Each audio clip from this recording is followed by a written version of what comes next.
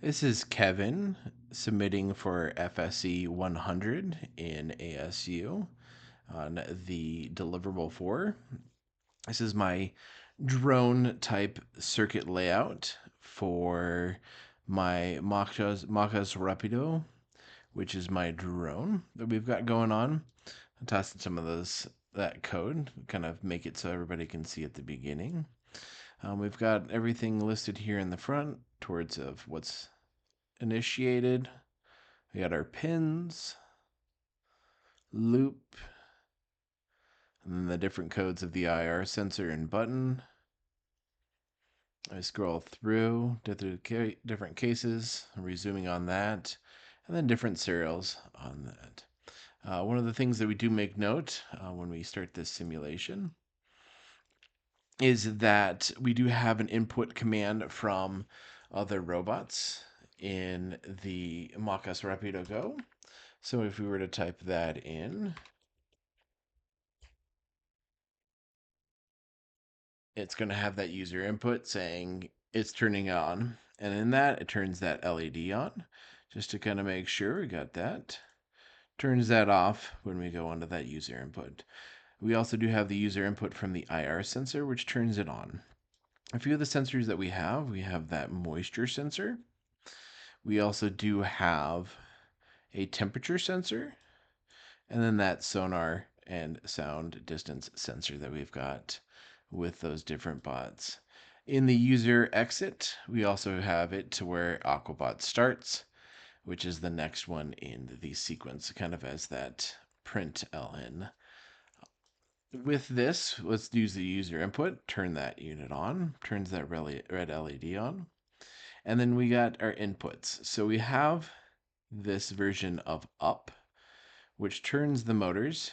Some of them are in counterspin, had to do a drone research on that to make sure that the drone actually goes up. We have down as well, and that just reverses those rolls in that.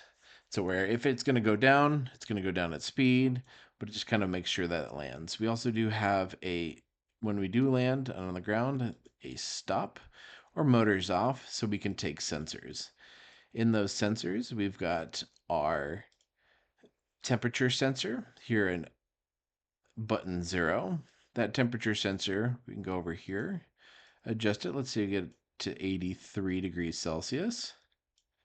Press that again, and then that shows that 83 degrees Celsius. So if we're taking that scan, we go on there. We also do have the moisture sensor on that soil moisture, increase that to about halfway. And as you're landing and you land on that and you sit here and get onto the soil, you get that moisture sensor, and that way we can send that details off to the other team. And then we have the sonar sensor. So in flight, we can see the distances of certain objects in that. So we've got different heights and sounds to that.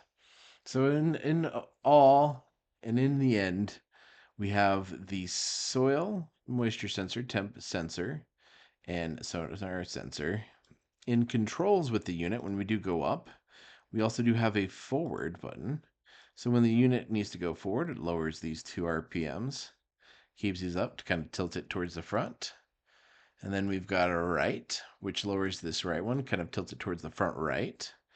And a left, which tilts it to that front left, adjusting in that.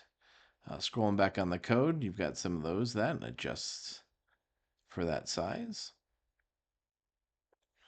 And then we also do have the reverse button, which lowers this kind of reverse lean, and then that center, which starts it all. And then in the very end, to get the next sequence going, we have that Aquabot start.